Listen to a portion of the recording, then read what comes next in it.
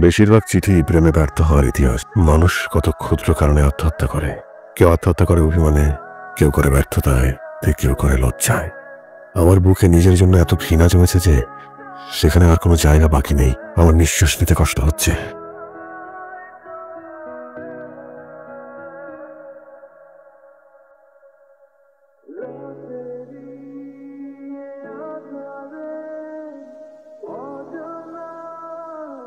Sir, নাস্তা দেবো? ইকরাম সাহেব আসছেন? যে না স্যার। তুমি তাকে আমার রুমে আসতে বলবো না, শুধু এক কাপ চা। তুমি কি ল্যাংটা হয়ে অফিসে আসছো? শুধুমাত্র মাথাটা ঢুকিয়ে কথা বলছো কেন? Sorry sir. এবার যাও।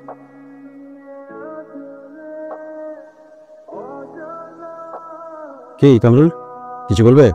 মেস একটা সিট পাইছি, আজকেই মনে হয় উঠে যেতে হবে। কিছু মনে করো না বাবা, একদম নিরুপায় হয়ে তোমার মেস করতে বলেছি। বুঝই তো, আমার সীমিত আয়ে সংসার চালানো খুব কঠিন হয়ে যাচ্ছে। না চাচা, আমি কিছু মনে করি নাই। দেখি আরেকটা টিউশনের ব্যবস্থা করুন, খালি দোয়া করেন দ্রুত জানি একটা চাকরি পেয়ে যাই। 1 বছর হয়ে গেল মাস্টার্স করছো, বেকারত্ব একটা বিশাল বড় বিষয়। আমি গেলে যাই। হ্যাঁ হ্যাঁ, যাও, দোয়া করেন। আচ্ছা, আর কোনো কিছু প্রয়োজন হলে সোজা আমার কাছে চলে আসবে। আচ্ছা বাবা, কত কষ্টে এই আপদ আমি হাত থেকে নামেছি সেটা শুধু আমি জানি।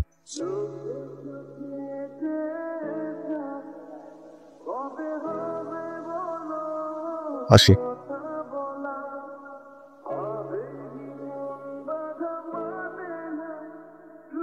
কামরুল সাহেবের মতো এত বড় ব্যবসায়ী খুন হয়ে গেলেন। আপনারা কোনো চিন্তা করবেন না, খুব দ্রুত আসামি শনাক্ত করব, তিনি আওতায় এনে এর বিচারের ব্যবস্থা করব। কামরুল সাহেবের হত্যার সন্দেহভাজন হিসেবে আপনাকে অ্যারেস্ট করা হচ্ছে। আমি ঠিক বুঝতে পারছি না কি।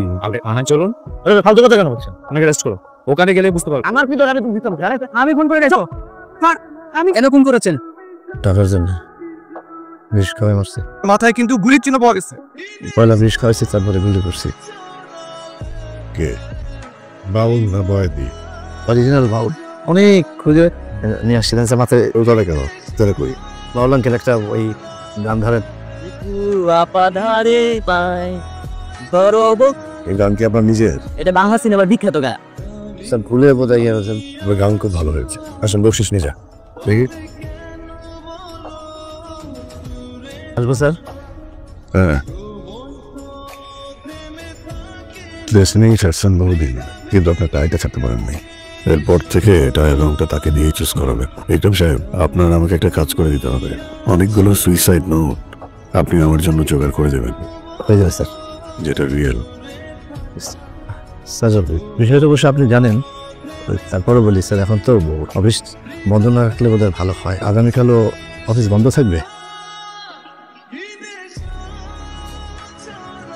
আজ মাসে কয় তারিখ সে খেয়াল আছে তোমার? ভাই, আমি যে আমার টিউশনের টাকাটা পাওয়ার সাথে সাথে, বেতন হওয়ার সাথে সাথে আমি টাকা আপনার টাকা। আগামী মাস থেকে 7 তারিখের মধ্যে যদি ভাড়া দিতে পারো থাকবা, না পারলে যাইবা। এইটা আমার লাস্ট কথা।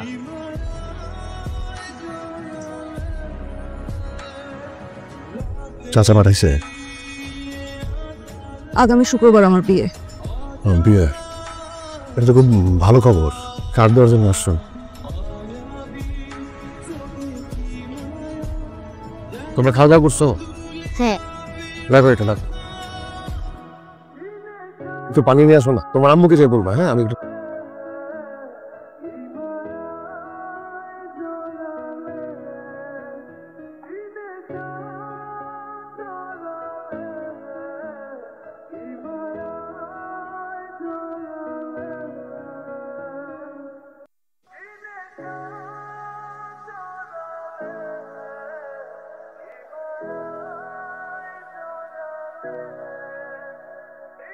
কি যাবো না, ভাতের চুটা মিটাই দেয়। ভাইয়া ভাইয়া আমার কয়টা টাকা দেন না, সকাল থেকে কিছু খাই নাই। আমার কাছে টাকা নাই। তো দেখেন না, এটা টাকা। আপনার কাছে তো টাকা নাই, এই টাকাটা আপনি রাখেন। নাম কি তোর? আনিস। আর কার কাছে থাকিস? চাচার কাছে। চাচা আমার খুব মান। তুই কি জানিস তোর মন অনেক বড়? টাকাটা আমার লাগবে না, তোর কাছে রাখ।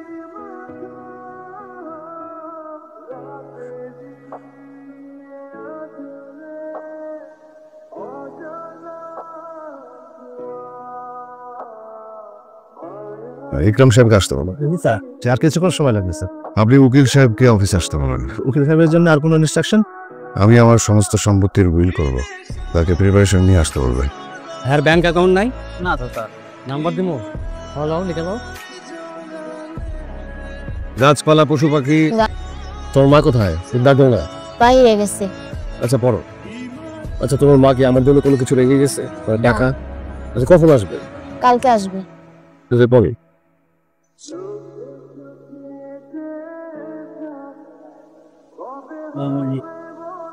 আপনি কি নিশ্চিত যে আপনি এরকম একটা উইল করতে চাচ্ছেন? এবার আমি নিশ্চিত না হয়ে আপনাকে এখানে ডাকি নাই। জীবনটা সিনেমা না। আপনি আমার বালটা বোঝা। Sorry for the language, but অনেক আগের থেকে আমার জীবনটা খুব সিনেমেটিক।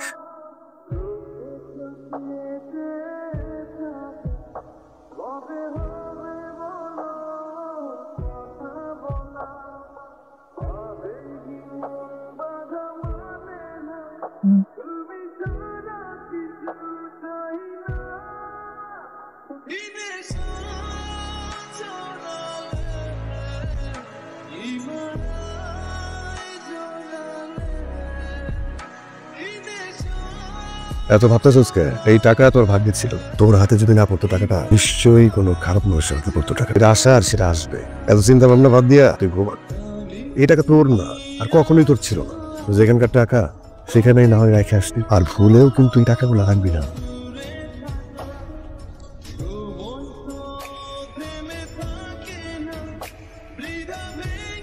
এই যে ভাই 4000 টাকা আপনি তো 1 মাসে পান, আর আগামী মাসে তো আমি দিয়ে দিলাম।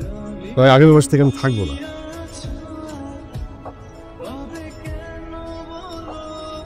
রাখো, প্রতিদিন তো মুড়ি খাই 2 টাকা। আজকে এই মুড়ির দাম দিলাম 500 টাকা। সে মুড়ি ভালো লাগতেছে না? প্রতিদিন যেমনি বানাই, আজকে তো এমনি বানাইছি। 500 টাকা। ভাইয়া ভালো আছো? তুই মুড়িটা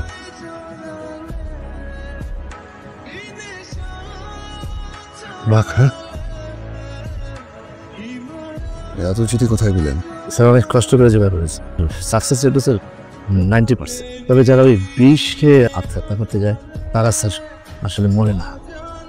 আপনি ইদানিং কথা একটু বেশি বলেন। কথা সত্য স্যার, আমার স্ত্রীও তাই বলেন। আপনাকে আরেকটা কাজ করতে হবে।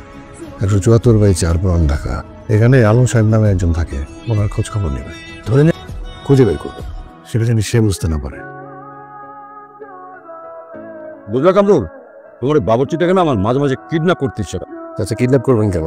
আমার বাবুর্চিকে যখন দরকার হবে আপনি বলবেন। হাফিজ আসলো না? সপ্তাহে 7 দিনই তো কলুর বড়দের মতো খাটে।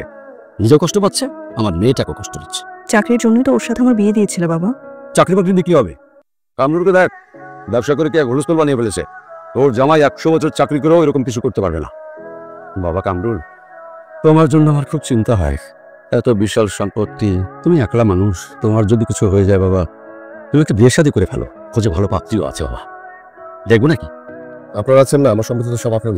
আমি তোমাকে বলেছিলাম না, কামরুল আমাদের কোনোদিন ভুলবে না। শুধু শুধু সোহেলের বিদেশ যাওয়া নিয়ে টেনশন করলা।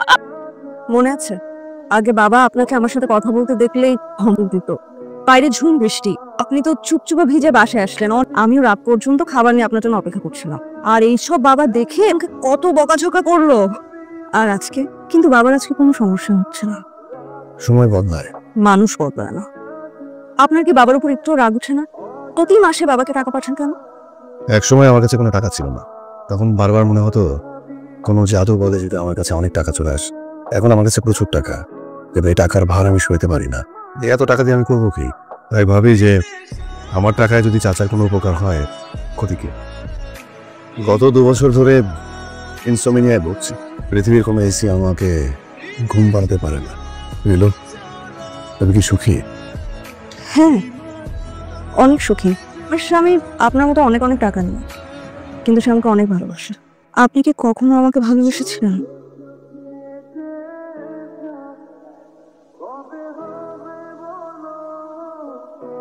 বেশিরভাগ চিঠি প্রেমে ব্যর্থ হওয়ার ইতিহাস। মানুষ কত ক্ষুদ্র কারণে আত্মহত্যা করে। কেউ আত্মহত্যা করে অভিমানে, কেউ করে ব্যর্থতায়, কেউ করে লজ্জায়। আমার বুকে নিজের জন্য এত ঘৃণা জমেছে যে সেখানে আর কোনো জায়গা বাকি নেই। আমার নিঃশ্বাস নিতে কষ্ট হচ্ছে।